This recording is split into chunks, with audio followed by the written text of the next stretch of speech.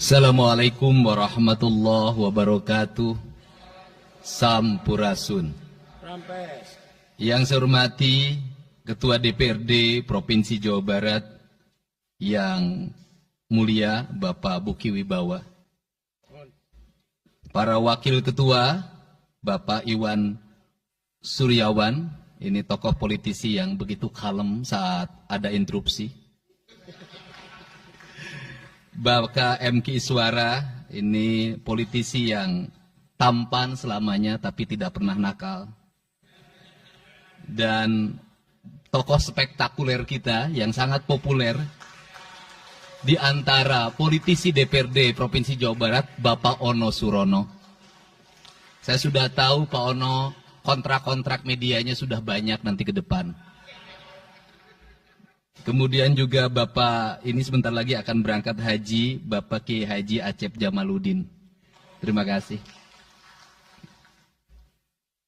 Seluruh anggota DPRD Provinsi Jawa Barat, para ketua fraksi, para ketua komisi, dan saya mengucapkan terima kasih atas berbagai otokritik yang dilakukan, baik secara langsung maupun lewat media, baik media massa maupun media elektronik. Dan itu menunjukkan bahwa di Provinsi Jawa Barat ada terjadi dinamika politik yang luar biasa. Semua orang memiliki concern pada hal yang menjadi tujuan kita, mewujudkan Jawa Barat istimewa dengan berbagai cara. Tugas DPR adalah bicara, itulah tugas DPR. Jadi kalau tidak bicara, mungkin DPRD dianggap tidak ada. Saya ucapkan terima kasih atas otokritiknya. Sekretaris Daerah Provinsi Jawa Barat, kemudian yang mewakili Pangdam 3 Siliwangi, yang mewakili Kapolda Jabar, yang mewakili Kejaksaan Tinggi Jawa Barat, dan khusus untuk Kejaksaan Tinggi Jawa Barat, saya sampaikan ucapan terima kasih, rasa hormat yang tinggi kepada Kejaksaan Agung Republik Indonesia atas tindakannya melakukan penahanan dan mentersangkakan Direktur Utama PT Sritek dan salah satu mantan pejabat BJB yang sudah resign atas kasus dugaan penyimpangan kredit, yaitu menyampaikan kredit ke Bank Jabar, mudah-mudahan tidak salah, kalau salah dikoreksi, sekitar 600 miliar rupiah tanpa agunan yang memadai. Dan ini langkah taktis, dan pemerintah Provinsi Jawa Barat melalui RUPS-nya sudah melakukan koreksi dan perubahan secara total sehingga peristiwa ini tidak akan mempengaruhi kinerja BJB. Saya ucapkan terima kasih. Dan semoga peristiwa ini tidak terjadi lagi di masa yang akan datang. Kemudian yang hormati para staf ahli, para asisten, para kepala perangkat daerah Provinsi Jawa Barat. Yang pertama, forum ini adalah forum kebahagiaan. Ada yang berbahagia hari ini, yaitu seluruh warga Jawa Barat, di mana kita bisa menyelesaikan dua agenda, yaitu agenda pengesahan raperda tentang investasi dan agenda tentang pengesahan hasil dari LKPJ. Seluruh rakyat Jawa Barat bergembira karena rencana kita dalam melaksanakan pembangunan akan berjalan dengan cepat. Tetapi barangkali para media sangat kecewa. Karena hari ini tidak kejutan-kejutan lagi sehingga viewernya mungkin agak menurun hari ini. Tetapi kita harus berkorban demi kepentingan rakyat Jawa Barat. Kita kesampingkan viewer, kita kesampingkan komen, kita utamakan kepentingan rakyat Jawa Barat. Sebenarnya konsep pidatonya sudah ada, tetapi saya mencoba menyatukannya. Yang pertama adalah bahwa kita bicara tadi tentang berbagai rekomendasi. Dan rekomendasi itu juga termasuk di dalamnya disahkannya raperda tentang investasi yang sebentar lagi menjadi perda. Apa sih yang menjadi rekomendasi? Rekomendasi pertama adalah angka kemiskinan yang masih tinggi di Jawa Barat. Tetapi saya usul pada Pak Ketua, ke depan kalau LKPJ sebaiknya para bupati wali kota diundang di seluruh Jawa Barat. Karena Jawa Barat itu pertanggungjawabannya bukan di OPD Jawa Barat. Tetapi seluruh kinerja pembangunan itu ada di Pemkab dan Pemkot, serta ada di pemerintah desa. Jawa Barat tidak memiliki rakyat yang terkelola secara langsung karena seluruh pengelolaannya ada di pemerintah kabupaten kota dan pemerintahan desa. Dan saya mohon nanti dipaparkan kemiskinan yang paling tinggi dalam perspektif BPS, dalam perspektif LKPJ dan analisisnya itu di kabupaten mana, bila perlu sampai di desa mana. Kemudian angka investasi tertinggi di kabupaten mana, angka investasi terendah di kabupaten mana, infrastruktur yang berproblem di kabupaten di mana, sehingga semuanya terpetakan dengan baik, sehingga nanti kita bisa mengorkestrasi antara pembangunan Provinsi Jawa Barat, pembangunan kabupaten kota, dan pembangunan desa secara bersama-sama dan berkeadilan. Kemudian yang kedua, bahwa investasi ini menjadi aspek yang utama dalam kinerja pembangunan Provinsi Jawa Barat hari ini. Kenapa? Karena satu, angka kemiskinan kita masih tinggi. Kemudian angka kemiskinan yang tinggi di Indonesia sebenarnya juga dipengaruhi oleh jumlah penduduk yang tinggi. Sehingga persentase kecil menurut Jawa Barat, tetapi menurut nasional menjadi besar.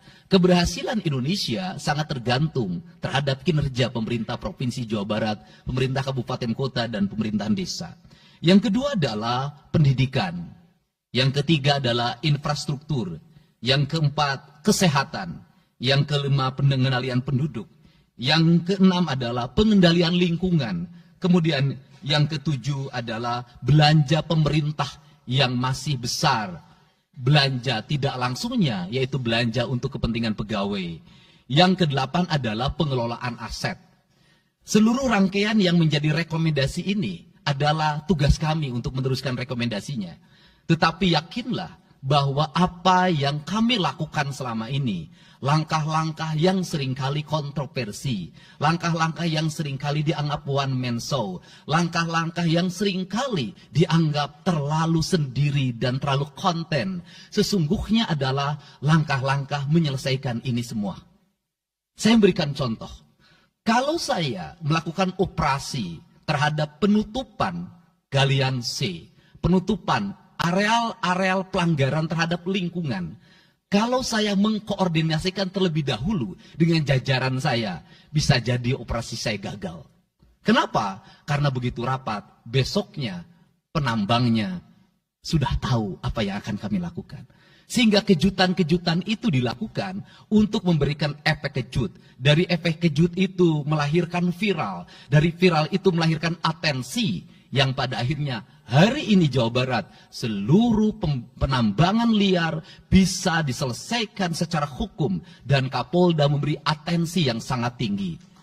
Hari ini Jaksa Agung memberikan perintah kepada Kejaksaan Tinggi untuk melakukan proses pidana bagi siapapun yang melakukan pelanggaran lingkungan dan memberikan kerugian bagi kepentingan masyarakat. Yang kedua, saya sampaikan juga mengenai bagaimana melakukan penanganan terhadap berbagai problem lingkungan yang terjadi. Nilai tukar petani yang menurun. Kemudian musibah bencana alam yang tidak berhenti. Perlu kami sampaikan bahwa Gubernur Jawa Barat sudah mengeluarkan peraturan gubernur yang melarang alih fungsi lahan, yaitu larangan alih fungsi hutan, larangan alih fungsi areal perkebunan, larangan alih fungsi sumber-sumber pengairan, larangan air fungsi daerah airan sungai, dan larangan alih fungsi pesawahan. Yang itu harus segera ditindaklanjuti oleh kabupaten kota dengan melakukan evaluasi tata ruang secara menyeluruh. Karena inilah jalan yang terbaik apabila kita ingin melakukan perubahan lingkungan di Jawa Barat. Kemudian, masih bicara kemiskinan hubungannya dengan pendidikan. Saya sampaikan bahwa problem kita saat ini, saat pemerintah menggratiskan sekolah sampai SMA, swasta masih bayar, maka gratis itu tidak punya makna. Saya tadi di jalan itu bertemu dengan orangnya menangis di depan saya karena seragamnya tidak bisa terbayar. Saya katakan harga seragam berapa? 1,5 juta. Saya balik, jajan anak ibu berapa? Sehari 20.000. Apa sih yang terjadi? Yang harus diperbaiki bukan hanya pemerintah, tapi juga masyarakat harus diperbaiki. Apa yang harus diperbaiki? Ke sekolahnya harus selalu gratis, tapi biaya konsumsi anaknya selalu diikuti. Apa artinya gratis? kalau bekal ke sekolah 50.000 per hari. Negara mengeluarkan biaya, tapi orang tua mengeluarkan biaya. Maka kami sudah mengeluarkan surat edaran. Yang surat edaran itu sesungguhnya sebagai upaya sistematik dan menyeluruh sampai tingkat pendidikan dasar, walaupun itu bukan kewenangan gubernur. Tetapi dari sisi surat edaran gubernur bisa dijadikan landasan bagi para bupati dan wali kota membuat surat edaran yang sama. Apa sesungguhnya yang menjadi alam pikiran saya? Alam pikiran saya, kemiskinan terjadi bukan hanya pada persoalan menurunnya pendapatan, tetapi kemiskinan terjadi yang paling besar adalah karena meningkatnya biaya hidup. Biaya hidup yang tinggi misalnya di sekolah, biaya studi tour, biaya perpisahan, biaya outing kelas, dan berbagai biaya wisudaan, itu adalah biaya yang tinggi dalam pendidikan. Untuk itu, apa yang dilakukan oleh orang tua ketika membelanjakan untuk kepentingan itu? Mereka pinjam bank emok, mereka pinjam bank keliling, mereka pinjam bank pinjol, mereka pinjam NBK, dan mereka pinjam bank Pancasila. Menghentikan ini sesungguhnya, saya lagi menghentikan mereka tradisi meminjam uang dalam keadaan terdesak pada para rentenir. Dan ini strategi untuk menurunkan kemiskinan. Kemudian yang berikutnya adalah perhatian ketika rakyat sakit. Maka pemerintah harus cepat hadir menangani. Kenapa? Karena orang bisa jatuh miskin ke dalam jurang yang lebih dalam. Manakala dia sakit tidak ada yang mengobati, BPJS-nya tidak mampu mengcover, biaya untuk ngontrak selama dirawat di Hasan Sadikin tidak punya, biaya untuk makan untuk keseharian tidak ada, sedangkan tulang punggungnya berhenti karena sakit. Ini juga menyebabkan kemiskinan.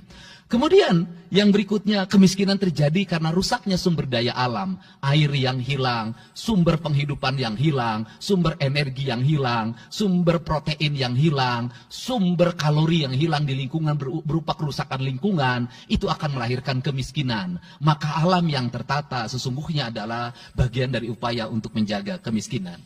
Kemudian yang berikutnya adalah belanja infrastruktur yang harus meningkat, dan itu di belanja sekarang kita sudah melihat. Itu adalah bagian dari menyelesaikan problem kemiskinan. Konektivitas infrastruktur sangat penting dalam menumbuhkan ekonomi, tetapi di balik itu kebudayaan rakyat tidak boleh diberubah. Kenapa? Infrastruktur baik bisa jadi tanahnya dijual karena mahal, pada akhirnya menjadi miskin kembali.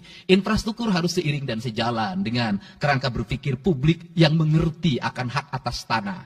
Kemudian yang berikutnya adalah pengendalian penduduk. Booming penduduk di Jawa Barat relatif besar.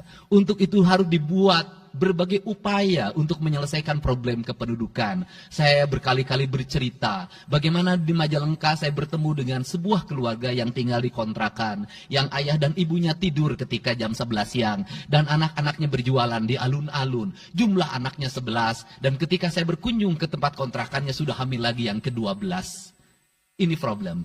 Dan itu saya kemudian di Cirebon, saya berkunjung pada sebuah rumah yang listriknya baru dinyalakan lewat program Provinsi Jawa Barat. Rumahnya itu ternyata anaknya sudah 4. Padahal dia baru saja menyelesaikan rumah dari pinjaman senilai 25 juta. Dan itu pun belum selesai dan rumahnya 1 kamar. Ketika keluar dari rumah itu saya bertemu dengan seorang bapak yang meminta kepada saya untuk ber-KB. Anaknya sudah 7. Dia tak mau lagi untuk anak yang ke-8. Saya katakan bahwa jumlah anak sangat identik dengan problem kemiskinan. Betul, kemiskinan tidak akan bisa diselesaikan dengan hanya mengatur kelahiran, tetapi setidaknya pengaturan kelahiran adalah bagian dari untuk menekan angka kemiskinan. Dan yang terakhir adalah dari seluruh rangkaian ini adalah belanja pemerintah harus menjadi stimulus bagi kepentingan masyarakat. Maka jumlah-jumlah proyek harus terus segera digulirkan, digelontorkan menjadi kegiatan publik sehingga banyak orang yang kuli, banyak orang yang nyapu, banyak toko-toko yang buka, semen terjual, besi terbeli, dan kemudian regulasi ekonomi berjalan. Warung-warung bisa menjadi tempat para kuli siang hari makan siang. Dan ini adalah bagian dari strategi stimulus ekonomi yang digulirkan oleh pemerintah, itu memiliki sumbangsi terhadap 12% pertumbuhan. Dan yang terakhir adalah investasi. Investasi itu modalnya ada 3. Yang pertama adalah konektivitas infrastruktur, ketersediaan jaringan air bersih, Kita jujur hari ini saya sampaikan ke DPRD, banyak perusahaan-perusahaan yang masih menggunakan air bawah tanah tapi tidak berizin. Bayar pajak tidak, jalan terus. Karena kalau dihentikan mereka pabriknya berhenti. Setelah itu apa? Mereka menjadi objek pemerasan beberapa pihak dalam setiap bulan karena dianggap melanggar perda. Tetapi kalau juga mereka dihentikan, maka pabrik itu berhenti. Dilema itu harus segera diselesaikan. Caranya bagaimana? Caranya adalah pemerintah provinsi melalui Bapeda hari ini harus segera merancang daerah-daerah yang menjadi kawasan industri harus dibangun fasilitas infrastruktur jaringan air bersih dalam bentuk investasi pemerintah sehingga nanti dikoreksikan dengan PAM-PAM atau PDAM di setiap kabupaten kota secara terkoneksi. Dan ini jalan bagi kita menyelamatkan lingkungan dan menorong pertumbuhan PDAM di setiap kabupaten kota. Karena apa? Karena angka pembayaran yang dilakukan oleh industri jauh lebih baik dibanding angka rumah tangga dan angka-angka layanan sosial lainnya. Itu yang pertama. Yang kedua adalah tumbuhnya iklim investasi di mana masyarakat merasa nyaman. Investor merasa nyaman ketika perizinannya cepat. Saya memberitahukan ya bahwa di Indramayu ada pabrik sepatu yang selama 2 tahun tidak mau buka hanya karena perizinan lingkungan hidupnya belum kelar. Saya ngambil langkah pasang badan, lakukan pembangunan karena itu menyerap 8.000 tenaga kerja. Kemudian di Cirebon juga seperti itu. Banyak perizinan yang menggantung bertahun-tahun. Hari ini saya janjikan dalam 1 bulan ini seluruh perizinan di Jawa Barat tuntas dan selesai. Dan saya meminta kepala BPM TSP menjadi VR pemerintah Provinsi Jawa Barat untuk senantiasa tiap hari melihat data dan dokumen di setiap kabupaten kota. Mana yang terlambat, mana yang mengalami hambatan. Kemudian yang berikutnya adalah kenyamanan dalam berusaha. Kenyamanan dalam berusaha adalah keterangan para investor dan lingkungan masyarakat terhadap berbagai aksi gangguan dari orang yang mengatasnamakan diri preman. Untuk itu hari ini kita cukup bersyukur di Jawa Barat, peristiwa ini sudah hampir tidak ada. Kapolda kalau dengar ada preman, hari ini turun termasuk ke Garut, dengar ada preman, Kapolda turun. Ini semua stakeholder sudah bergerak dengan baik, layanan investasi sudah berjalan dengan baik, tinggal satu lagi hambatan investasi adalah masyarakat menaikkan harga tanahnya luar biasa. Kasus BYD, kenapa mengalami hambatan sekitar 20 hektar, masih belum terbebaskan? Karena rakyatnya hari ini meminta 3 juta rupiah per meter. Padahal di situ dulu 150.000, itu pun jarang yang beli. Ini problem kita. Apa peran gubernur saya sampaikan? Peran gubernur bukan hanya mendorong bagaimana investasi berjalan melalui mekanisme administratif. Saya sampai turun untuk mijitin orang yang jual agar mau jual. Dan sudah ada beberapa yang berhasil saya rayu, saya dekati dengan harga. Itu pun tidak terlalu rendah, harganya 1,1 juta. Itu sudah paling murah. Ini yang terjadi di Jawa Barat hari ini. Tidak mudah mengelola sebuah wilayah yang begitu luas.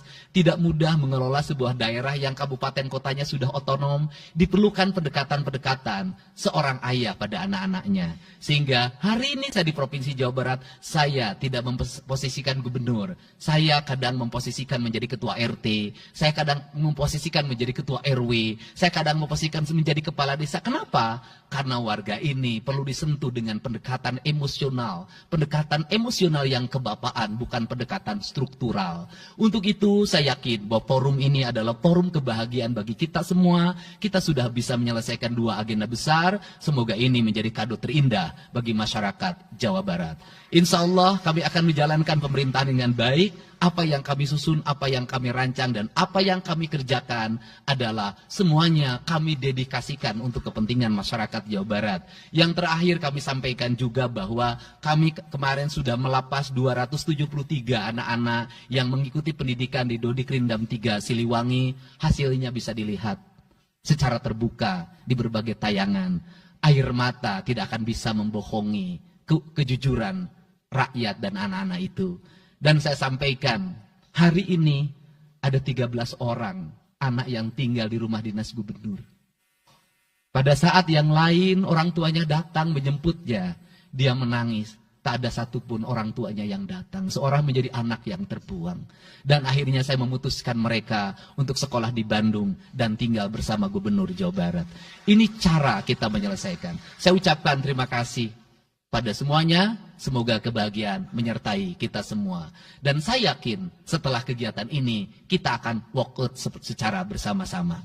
Wallahu muwaffiq ila aqwamit thoriq. Assalamualaikum warahmatullahi wabarakatuh. Sampurasun. Sekali merdeka tetap walk out secara bersama-sama.